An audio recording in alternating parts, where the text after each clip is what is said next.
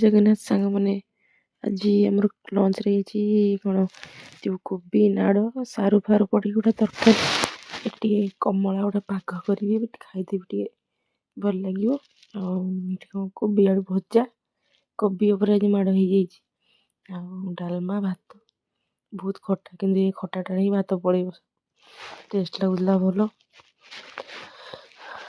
ଚାଲନ୍ତୁ ଟିକେ ଖାଇଦେବା। ଟିକେ ଅରୁଆ ଆମର ହେଇଥିଲା ତ, ମୁଁ କହିଲି ଟିକେ ରସୁଣ ପିଆଜ ମୁଁ ଖାଇବି ଚଳିବ, ତ ସେ ନେଇ ଟିକେ ଖାଇଦେଲି।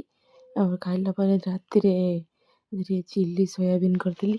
ଅଦା ରସୁଣକୁ ଟିକେ ଏମିତି କାଟିଦେବେ, ତାପରେ ଏଠି ସୋୟାବିନ୍ଟା ମୁଁ ଭଲ ଟିକେ ଭାଜି, ବହୁତ କମ୍ ତେଲ ମସଲା ରହୁଛି। ସୋୟାବିନ୍ଟାକୁ ଛାଣିନି କି କିଛି କରିନି, ଡାଇରେକ୍ଟ ଖାଲି ସେମିତି ଭାଜିଛି ତରକାରୀ କଲା ଟାଇପ୍ର।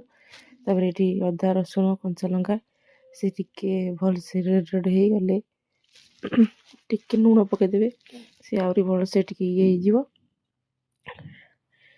ତାପରେ ସିଏ ହେଲା ପରେ ଏଠି କ୍ୟାପ୍ସିକମ୍ ପିଆଜ ରଖିଦେବେ, ତାକୁ ଆଡ଼୍ କରିଦେବେ, ଲୁଣ ଟିକେ ପକାଇଦେବେ ଭଲସେ, ସେ ଟିକେ ଭଲସେ ସିଝିଯିବ। କ୍ୟାପ୍ସିକମ୍ଟା ଟିକେ ବେଶୀ କଞ୍ଚାଳିଆ ରହିଲେ ମୋତେ ଟିକେ ଭଲ ଲାଗେନା, ତ ମୁଁ ସେଇ ଭଲସେ ଟିକେ ସିଝେଇ ଦିଏ ଏଠି। ଆଉ ଟିକେ ଘରେ 5 ମିନିଟ୍ ଛାଡ଼ିଦେବା। ଏଠି ତା ପାଇଁ ଟିକେ ପୋଚ୍ ଦୁଇଟା କରିଦେଲି। ସେ କହିଲା ମାମା ମୁଁ ପୋଚ୍ ଆଉ ପରଟା ଖାଇଦେବି ଗୋଟେ। ମୁଁ କହିଲି ହଉ ଠିକ୍ ଅଛି ଖାଇଦେ ତୁ, ଆଉ ଆମେ ତ ଆଇଁଷ ଖାଇବୁନି ଆଜି। ତ ଚିଲି ସସ୍, ସୋୟା ସସ୍ ଆଉ ରେଡ଼୍ ଚିଲି ସସ୍ ଟିକେ ଥିଲା ମୋ ପାଖରେ, ଆଉ ସେଜୱାନ୍ ଚଟଣି ଟିକେ ପକାଇଦେଲି, ଟେଷ୍ଟ ପୁରା ଡବଲ୍ ହେଇଯିବ। ଏଠି ସବୁ ଯାକ ଗୋଳେଇକିନା ପକାଇ ଦେଇକିନା ଆଡ଼୍ କରିଦେଇଛି। ସୋୟା ଚିଲିଟା ବଢ଼ିଆ ଟେଷ୍ଟି ହେଇଥିଲା, ଗରମ ଗରମ ରୁଟି ସାଙ୍ଗରେ ସୋୟା ଚିଲି।